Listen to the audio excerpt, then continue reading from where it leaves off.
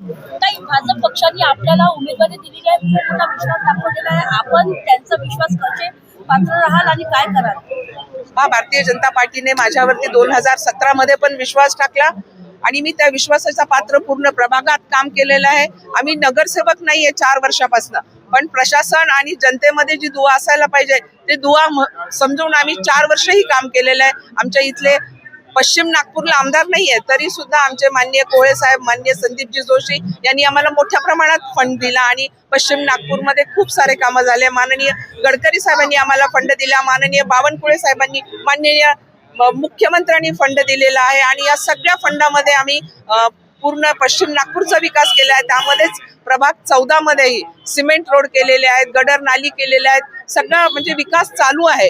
अजून विकास करणं बाकी जरी असलं तरी भरपूर विकास झालेला आहे. सगळीकडे लाईटची व्यवस्था आहे, नळाला पाणी भरपूर येत आहे, महिला खुश आहेत. त्यातल्या त्यात लाडक्या बहिणी आमच्या देवाभाऊच्या खुश आहेत की त्यांना महिन्याला 1500 रुपये मिळतात. असे प्रचंड कामं मी सांगते, केसापासून नखापर्यंत त्यांची जी आपण हे करायला काळजी घ्यायला पाहिजे ते भारतीय जनता पार्टीने नागरिकाची घेतलेली आहे.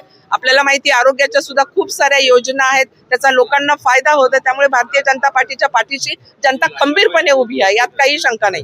काही आजकाल आपण पाहता महिलांमध्ये खूप काही असे स्वास्थ्य प्रॉब्लेम येते, कॅन्सर प्रॉब्लेम येते, काही तशा कॅन्सर, ब्रेस्ट कॅन्सर, काही महिलांमध्ये असे स्वास्थ्य प्रॉब्लेम, आरोग्याविषयक भरपूर प्रॉब्लेम येते. ताई, त्यांचं आपण कसे मार्गदर्शन कराल, त्यांच्यासाठी काय कराल? आम्ही कॅन्सर डिटेक्शनचे नेहमीच कॅम्प लावत आलेले आहेत. नितीन गडकरी साहेबांचे व्हॅन आहेत, तिथे आम्ही कॅम्प घेतो. ब्रेस्ट कॅन्सर, युट्रस कॅन्सर सगळ्यांवरती आम्ही कॅम्प घेतो आहोत आणि ते पण कमी करण्यासाठी, कारण आमच्या पुढे सगळ्यात मोठं आव्हान आहे ते म्हणजे कॅन्सर आहे. कारण ते कॅन्सरचं प्रमाण खूप मोठ्या प्रमाणात वाढलेलं आहे, तर त्याच्यावरती काम करण्याची खूप गरज आहे. त्यासाठी जनतेने पण पुढे आलं पाहिजे. आम्ही जेव्हाही कॅम्प लावतो तेव्हा महिला घाबरून जातात की आम्हाला चेकअप नाही करायचं, चेक केलं तर काहीतरी निघेल म्हणून. तर त्याच्यासाठी सुद्धा आम्हाला त्यांना प्रोत्साहन द्यायला लागतं, त्यांना बाहेर काढायला लागतं आणि त्यांची तपासणी करायला लागते. बरेच महिलांची जर काही असे काही म्हणजे प्रश्न आले तर आम्ही त्यांची पूर्ण ट्रीटमेंट करतो, त्यांचं ऑपरेशन करतो, त्यांना पूर्णपणे मदत करत असतो. आपल्या प्रभागाची जनता आपल्याला अपार प्रेम करत आहे, भरपूर प्रेम करतात. ताई, त्यांचे आश्वासन आपण कसे पूर्ण करतो?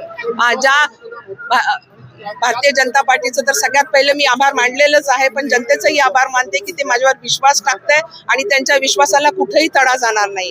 ज्या ज्येष्ठ नागरिकांनी मला थरथरता हात कापत मला मतदान केलंय त्या हाताचाही विश्वास मी कुठे जाऊ देणार नाही. ज्या युवानी, ऊर्जावान युवानी मला मतदान केलंय त्या ऊर्जावान युवाला पण मी कुठेही नाराज करणार नाही. ज्या महिला सकाळी गडबड घाई करून आपल्या घरचे कामं करून मतदानासाठी बाहेर येत आहेत त्या महिलांची सुरक्षा आणि त्यांचं आरोग्याची काळजी घेण्याचं काम मी करणार आहे.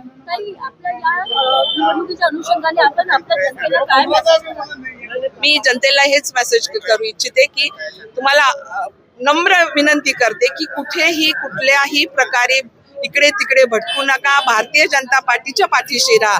ज्या उमेदवाराला भारतीय जनता पार्टीने निष्कासित केलंय त्याला मतदान न करता, आपलं मत वाया न जाऊ देता भारतीय जनता पार्टीच्या पाठीशी राहा. कारण भारतीय जनता पार्टी नेहमीच जनतेच्या पाठीशी राहिलेली आहे.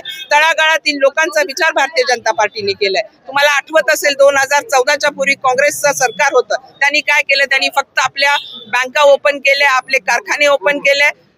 भारतीय जनता पार्टीने ते केले नाही, तर भारतीय जनता पार्टीने प्रत्येक तळागाळातील व्यक्तीसाठी काम केलेलं आहे आणि तेच काम आज बोलत आहे आणि त्याच कामावरती, त्याच विकासावरती आम्ही जनतेला मत मागत आहोत. एक प्रश्न, ताबडतोब आता निवडणुका सुरू झालेल्या आहे, अजून समोरही आपल्याला दिसतंय की निवडणुका आहेच. तर या इतक्या ऊर्जावान पद्धतीत तुम्ही जे कार्य करतात तर काय आपल्याला परिणाम काय दिसत आहे? नागपूर शहराची जनता फार हुशार आहे आणि समजदार आहे.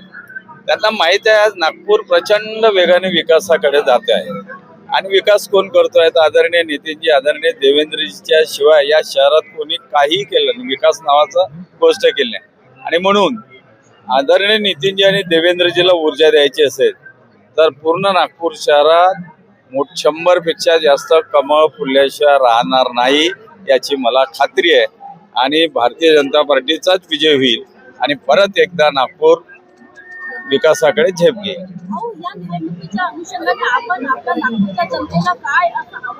मी पूर्ण नागपूर शहरातील मतदार बंधू भगिनींना आव्हान करतो की आज आपल्या नागपुराने विकासाची झेप पकडलेली आहे.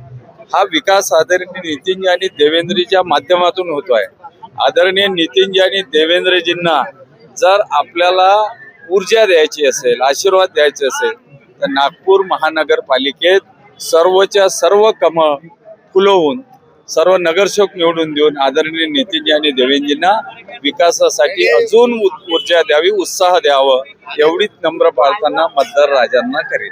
आपण भाजपामध्ये वरिष्ठ नेते म्हणून ओळखले जातात. त्यामध्ये सर्वात काही जागेवर असं झालंय का जे जुने चेहरे होते त्यांच्या जागेवर नवीन चेहरे आणलेले आहेत, तर त्यांच्यावर विश्वास दाखवला आहे आपण. तर याच्या पाठीमागे आपला उद्देश राजकारणामध्ये एक गोष्ट पक्की आहे, कुठंतरी थांबता आलं पाहिजे आणि ते आमच्या नेत्यांनी शिकवलं आहे. नवीन नेत्यांना पण संधी दिली पाहिजे आणि त्यामुळे आमच्या पक्षात ही चांगली गोष्ट आहे आणि ॲक्सेप्टन्सी आहे. मोठ्या प्रमाणात नवीन उमेदवार आहे आणि वेगाने प्रचार आहे, जोमात प्रचार आहे, उत्साहात आहे. आम्ही जिंकणार.